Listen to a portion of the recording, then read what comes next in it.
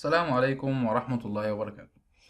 النهاردة هنتكلم عن مشكلة صغيرة بتقابل مستخدمين ويندوز 10، سواء انت عامل تحديث من ويندوز 7 او 8 او منزل نسخة جديدة.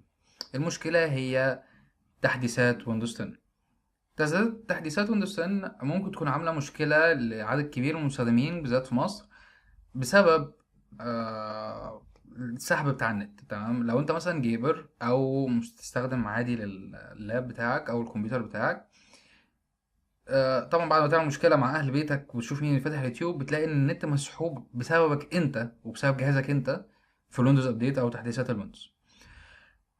الفكره انا شخصيا ضد انك توقف التحديثات دي. تمام، لمايكروسوفت مش هتغصب عليك التحديثات ديت غلاسه، يعني هي في الاول وفي الاخر لمصلحتك انت. تمام، لمصلحتك انت ليه؟ ويندوز ابديتس بتنزل يا اما بتزود خصائص بتسهل على المستخدم استخدام نظام التشغيل بتاعها، يا اما بتسد ثغرات امنيه في الويندوز.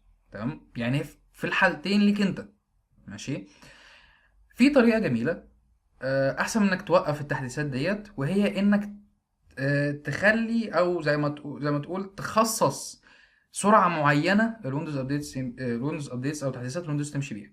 تمام، الطريقه بسيطه جدا، وهي انك تروح على الاعدادات او اللي هي السيتنجز، يعني ابديت اند سكيورتي، تخش على advanced options، delivery optimization، advanced options تاني.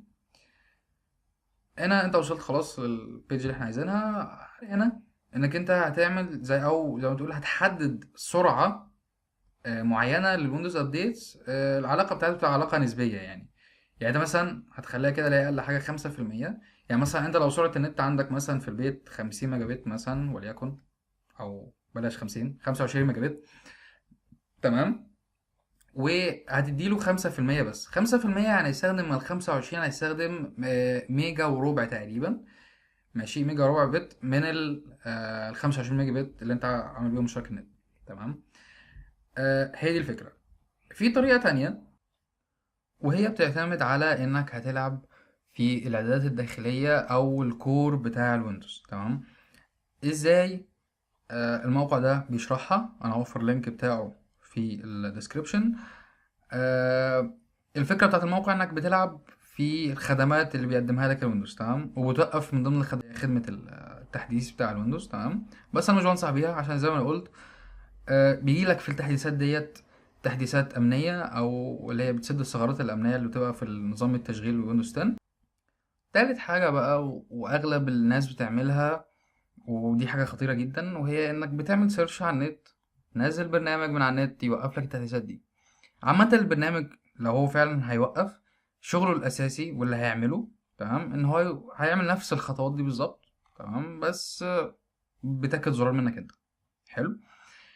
الفكرة دي مصيبة، يعني إنك أنت غالبا البرامج اللي هتنزل دي بتبقى مجهولة المصدر والمطور. ماشي، ده معناه إيه؟ إن ممكن يكون جاي لك البرنامج دوت جواه أو محمل عليه فيروس. ماشي، خلاص، يعني بدل ما انت كنت عايز توقف ويندوز ابديتس، لا انت كده هتسطب ويندوز 10 من الاول بسبب فيروس مثلا. تمام، او الفيروسات اللي بتنزل بتاعت الاعلانات تبقى رخمه جدا يعني. بس كده يكون انتهى الشرح. اعمل لايك كده وشير وسبسكرايب وعيش حياتك تحت.